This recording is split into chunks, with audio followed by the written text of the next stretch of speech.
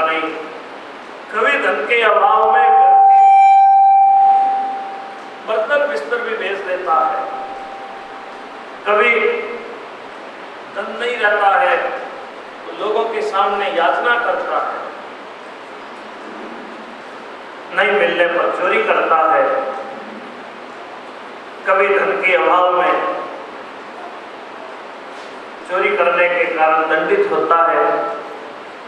कभी अजगर की तरह नींद में पड़ा रहता है। कभी दूसरों को बुरी दृष्टि से देखता है तो ये दंडित होता है। कभी ज्यादा विषयों का सेवन करने से बीमार हो जाता है। इसी तरह ये रोग मुक्त होता है, फिर विषय पुरुषों का संग करता है। इसका दुख कभी मिटता ही नहीं। ये जीव जन्म मरण के चक्कर में पड़ा रह जाता है। राजा, तुम भी इसी भवाटवी में ढकेले गए हो। अपने शरीर मन वाणी से किसी का तिरस्कार मत करो। सबके साथ मित्रता का व्यवहार करो। विषयों से चित हटाओ और भगवान की कृपा से ज्ञान रूपी खड्ग लेकर इस भवाटवी से पार हो जाओ। पावन उपदेश को सुनकर राजा जड़ भरत जी के पैरों में गिरे। बोले, महाराज, संसार में मनुष्य जन्म से बढ़कर दूसरा कोई उत्तम जन्म नहीं। कारण दूसरे जन्मों में इस प्रकार आप जैसे संतों का समागम बड़ा कठिन है। आज आपके दर्शन से मेरा उत्तर मिट गया, मेरा अज्ञान दूर हुआ, मुझे शांति मिली। मैं आपको प्रणाम करता हूँ। ब्रह्म ज्ञानियों में जो वयोवृद्ध हैं उनको नमस्कार, जो बालक हैं उनको नमस्कार, सबको मेरा नमस्कार। अवधूत वेश में जो ब्राह्मण धरा पर घूम रहे हैं उनको नमस्कार। जड़ भरत राजा रघुवन को ज्ञान का उपदेश आशीर्वाद देकर वहां से रवाना हो गए। जड़ भरत जी की कृपा से राजा का देहाभिमान छूट गया। वे पूर्ण शांति प्राप्त करके कालांतर में भगवान के धाम की प्राप्ति करते हैं। राजा, हमने राज ऋषि जड़ भरत का ये पावन चरित्र सुनाया। ऐसा पावन चरित्र आयु बढ़ाने वाला, धन बढ़ाने वाला, कीर्ति बढ़ाने वाला और जीव को मोक्ष देने वाला है। जो श्रद्धा भक्ति से इसको सुनता है, सुनाता है, उसके मनोरथ कृपा से पूर्ण हो जाते हैं। उसको किसी से कुछ मांगना नहीं पड़ता और वो भगवान की भक्ति प्राप्त करके कृतार्थ हो जाता है। सुखदेव जी महाराज भरतवंशीय राजाओं में महाराज गय का महत्व सुनाते हुए कह रहे हैं, गय की गयंती स्त्री से 3 बेटे हुए, चित्ररथ, सुगति और अवरोधन। उनकी वंश परंपरा में अंतिम राजा विरल हुए। उनके विशुचि नामक स्त्री में संजीत आदि 100 बेटे हुए और एक लड़की हुई। राजा विरज ने प्रियव्रत के वंश को अपनी कीर्ति से वैसे ही अलंकृत किया जैसे कि वामन भगवान ने देवकुल को अलंकृत किया था। अब राजा परीक्षित यहाँ पूछते हैं, महाराज, जहां तक सूर्य का प्रकाश जाता है, जहां तक ताराओं के साथ चंद्रमा दिखाई देते हैं, आपने वहां तक भूमंडल का विस्तार बताया और उसमें भी आपने ये कहा कि महाराज प्रियव्रत के रथ के पहियों की 7 लकीरों से 7 समुद्र हुए, जिस कारण इस भूमंडल में 7 द्वीपों का विभाग हुआ। मैं सबका परिमाण और लक्षण के साथ पूरा वर्णन जानना चाहता हूँ, क्योंकि भगवान के स्थूल रूप में लगा हुआ मन सूक्ष्म रूप में भी सरलता से स्थिर किया जा सकता है। आप वर्णन करें। सुखदेव जी महाराज बोले, राजा, भगवान के माया गुण का इतना ज्यादा विस्तार है, यदि मनुष्य को देवताओं की आयु मिल जाए, लेकिन मनुष्य मन वाणी से भगवान की महिमा का अंत नहीं पा सकता। संक्षेप में आपको बता रहा हूं, जिस भूमंडल में हम लोग रहते हैं ये जम्बूद्वीप कहलाता है। इसका विस्तार 1 लाख योजन है। ये कमल पत्थर की तरह गोलाकार है। इसमें 9 खंड है जो 9-9 हजार योजन विस्तार वाले हैं। ये खंड 8 मर्यादा पर्वतों से बंटे हुए हैं, जो प्रत्येक खंड की सीमा बताते हैं। इन खंडों के बीच में एक इलावत खंड और है, जिसके मध्य में कुल पर्वतों का राजा सुमेरु है। इसकी ऊंचाई बड़ी विस्तृत है। इलावत के पूर्व और पश्चिम भाग में माल्यवान और गंधमादन पर्वत है। सुमेरु के चारों ओर मंदर, मेरु मंदर, सुपार्श और कुमुद, ये 4 पर्वत खंबे की तरह खड़े हैं। इनकी लंबाई चौड़ाई विस्तृत है। इन पर्वतों पर आम, जाम्बू, कदम, वटके वृक्ष ध्वजा की तरह शोभा पा रहे हैं। इन वृक्षों की लंबाई चौड़ाई भी बड़ी विस्तृत बताई जाती है। इन वृक्षों के फल जब नीचे गिरते हैं, उन फलों के रसों से जो नदियां बनती है वो इस धरा को पावन करती है।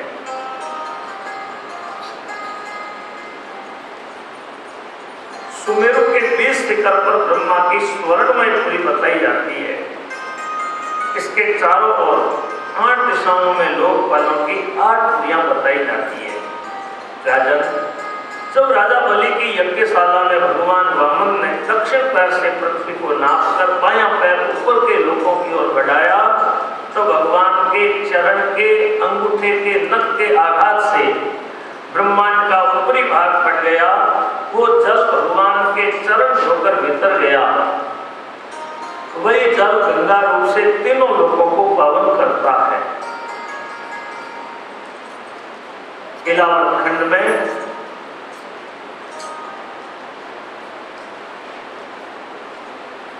भगवान शिव पार्वती के साथ विराजमान है।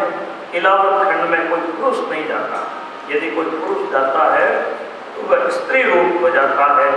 यहाँ भगवान रुद्र अपने इष्ट देव संकर्षण के मंत्र का जप करते हुए भगवान का स्तवन करते हैं।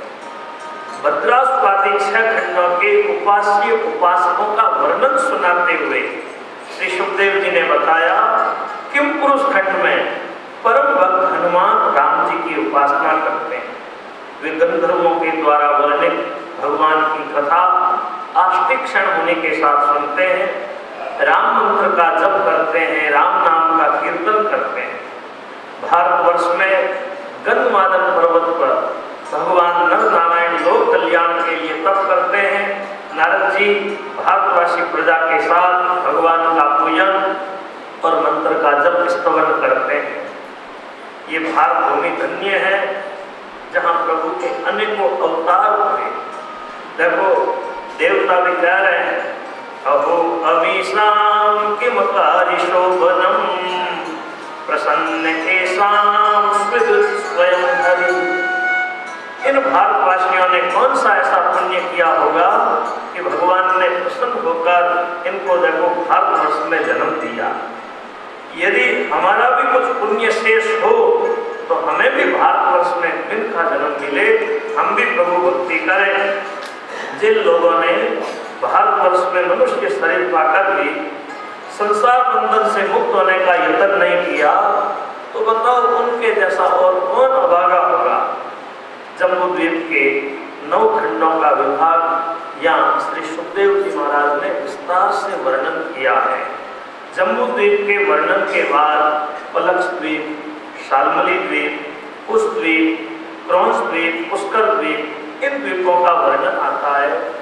उसके आगे लोकालोक पर्वत का वर्णन है। लोकालोक पर्वत से आगे योगेश्वरों की गति बताई जाती है और लोगों की गति नहीं। हमने भूगोल का स्वरूप कहा, अब खगोल का भी स्वरूप सुनो। भूगोल और खगोल के बीच में अंतरिक्ष संधि स्थान है। अंतरिक्ष में भगवान सूर्य नारायण विराजमान है, जो त्रिलोकी को ताप और प्रकाश देते हैं। सूर्य की मंद शीघ्र और सम गति के कारण वर्ष के 5 भेद हो जाते हैं, संवत्सर, परिवत्सर, इडावत्सर, अनुवत्सर और वत्सर। सूर्य से आगे चंद्रमा, उसके आगे अभिजित से 28 नक्षत्र, उसके आगे शुक्र, उसके आगे बुध, बुध से आगे मंगल, उसके आगे बृहस्पति, उसके आगे शनिश्चर, उसके आगे सप्तऋषि, फिर उसके आगे ध्रुव लोक। ये सब प्रकृति पुरुष के संयोग से ऐसे बंधे हुए हैं कि नीचे नहीं गिर सकते। विद्वान लोग नक्षत्र मंडल की शिशुमार के शरीर के अवयवों से उसकी कल्पना किया करते हैं। सूर्य के नीचे रव आदि की स्थिति बताई जाती है। अब नीचे के लोगों का वर्णन सुनो, जिसको बिल्स पर कहते हैं। देखो जी, अतल, वितल, सुतल, तलातल, महातल, रसातल और पाताल। पाताल में बड़े बड़े नाग हैं। नागों के फणों के ऊपर बड़ी बड़ी मणियां लगी है। उन मणियों से ही पाताल लोक में प्रकाश होता है। पाताल के नीचे भगवान शेष की स्थिति बताई जाती है। सुर, असुर, नाग, सिद्ध, गंधर्व, ये सब शेष भगवान के गुणों का ध्यान करते हैं, गुणगान करते हैं कि भगवान का नाम पतित को भी पावन करने वाला है। एक दिन नारद जी ने ब्रह्मा की सभा में शेष भगवान के गुणों का वर्णन किया। है हरि नाम पतित को पावन जे कोई हृदय धारे रे।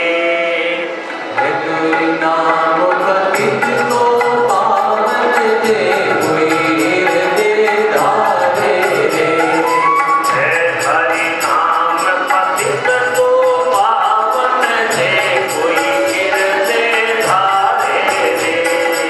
है हरि नाम पतित को पावन जे कोई हृदय धारे रे। मन सारे वाचा और कर्म ना सुनिया काज सुधारे हो। मन सा वाचा और कर्म ना सुनिया काज सुधारे हो। मैंने जो जो स्थान आपको बताए, ये सभी स्थान काम्य कर्म करने वाले मनुष्यों को कर्म के अनुसार मिलते हैं। जो आचार भ्रष्ट है, नास्तिक है, पापी है, उनको तो नरक भोगना पड़ता है। अब मैं आपको नरकों की बात सुना रहा हूं। 28 नरक है, प्रधान प्रधान। अब भाई पहले ये नरक कहाँ है वो पता भी तो ले लो। बताया है ये नरक ब्रह्मांड के भीतर, दक्षिण दिशा में, पाताल के नीचे और गर्भोदक के ऊपर है। इसी दिशा में अग्निस्वात आदि पितृगण अपने वंशजों की शुभ कामना करते हुए निवास करते हैं। नरकलोक में सूर्य पुत्र भगवान यम अपने गणों के द्वारा प्राणियों को भगवान के आदेश से उनके कर्म के अनुसार उनको उचित दंड देते हैं। तामिश्र नरक, जो मनुष्य पराई स्त्री, पराय धन का हरण करता है, वह तामिश्र नरक में जाता है। उसे यमदूत काल पास से बांध कर इस नरक में गिराते हैं। यहाँ गिराए गए जीव को भोजन पानी कुछ नहीं मिलता। पापी को लाठियों से पीटा जाता है, पापी को अंधकार में दौड़ाया जाता है। अंधतामिश्र नरक, जो मनुष्य ऐसा बोलता है तो मेरी धर्म की बहन है, तो मेरी चेली है, उसके प्रति पूरी भावना रखता है, उसके साथ व्यभिचार करता है, वो पापी जीव अंधतामिश्र नरक में जाता है। इस नरक में पापी बड़ी कड़ी यातनाएं भोगता है। जैसे जड़ से कटा हुआ वृक्ष जमीन पर पड़ा पड़ा सूखता है, वैसे ही पापी इस नरक में त्राय त्राय करता हुआ घोर अंधकार में भटकता है और अपने पाप का फल भोगता है।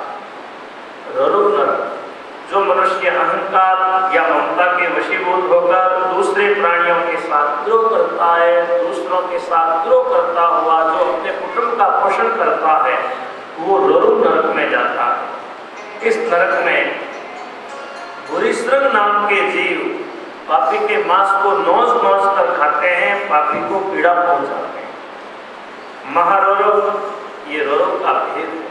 इस नरक में विषमुख वाले हरिण पापी के शरीर के टुकड़े टुकड़े करके खा जाते हैं। कुंभीपाक नरक, जो अपने पेट के लिए जीवित पशु पक्षियों की हत्या करके उसको पकाता है। हृदय राक्षस से भी गए बीते उस पापी को यमदूत खोलती हुई तेल की कड़ाई में गिरा करके पकाते हैं। कालसूत्र नरक,